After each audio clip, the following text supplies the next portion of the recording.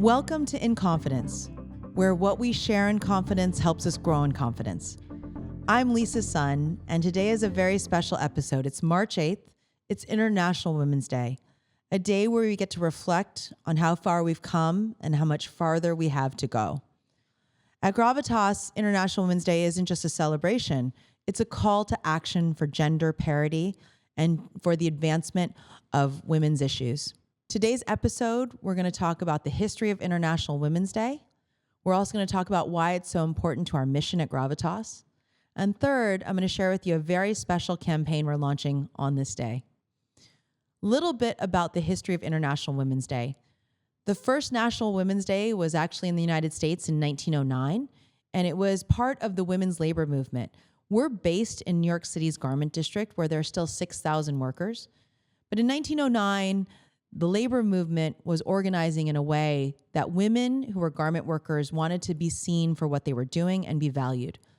That quickly led to international recognition of that day. 1910, an international conference in Copenhagen, and then 1911, a number of European countries joining the cause. By 1975, the United Nations has recognized it as an international day. What it means for Gravitas is we talk a lot about our mission being we catalyze confidence.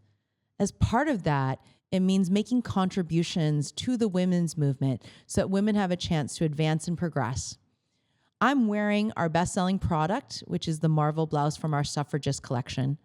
And it's the only time I let people read my chest, by the way. So if you're listening to this on the podcast, you might want to check out the YouTube version of this. But this is something that I'm very proud to wear. It was actually created by our interns. Every year, our interns create a project for Women's Equality Day, which is the day women got the right to vote in the United States. And it's all the newspaper print articles from that day. I will say what was interesting the first time we launched this product is, and I'm a woman of color, we forgot the women of color because there weren't a lot of women of color out front in the 1910s and 1920s. An intern group about 2 years later came back and redid the blouse and incorporated Mabel Pinghua, who is an Asian woman who helped with the suffragist cause, Ida B. Wells, a lot of different folks who were involved in the movement who weren't recognized, and the 1965 Voting Rights Act, which allowed all of us the opportunity to vote. So this piece is pretty special because every time I wear it, I feel wrapped in the embrace of the suffragists who fought for my rights. And it is a call to action for me to do even more for others. In addition, what I love about wearing the newsprint is it means that it's a conversation starter. So many people will come up to me and say, "What are you wearing?" And I'll get to tell the story of the blouse. So it also starts a conversation around gender equity and advancement. Today, we're launching something pretty special, which is called 25 in 2025. The theme for International Women's Day this year is accelerate action. It's going to take 134 years before we achieve gender equity. And so one of the calls to action is, how do we accelerate? How do we go faster? And what we've done is we've invited 25 women who I know very well. They're all associated with my Speakers Bureau leading authorities.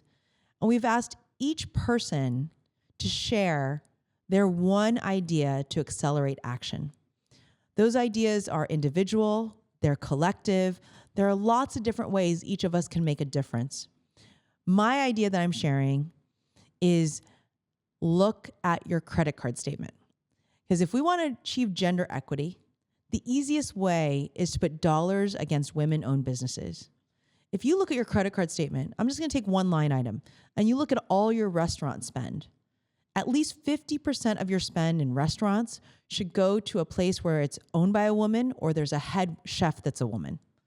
Or if you're looking at your clothing spend or any other category of spend, is 50% of your spend going to support a woman entrepreneur, a woman brand owner? And that's the easiest way you can accelerate action, is diverting your dollars to women-owned businesses. I want you to head to our website, gravitasnewyork.com, to check out the full list, all 25 ideas. And throughout this month, I'll be interviewing some of the women who contributed their ideas.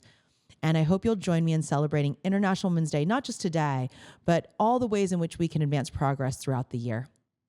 This is a very special episode of In Confidence. Happy International Women's Day. I hope you are leaving this space stronger than when you arrived.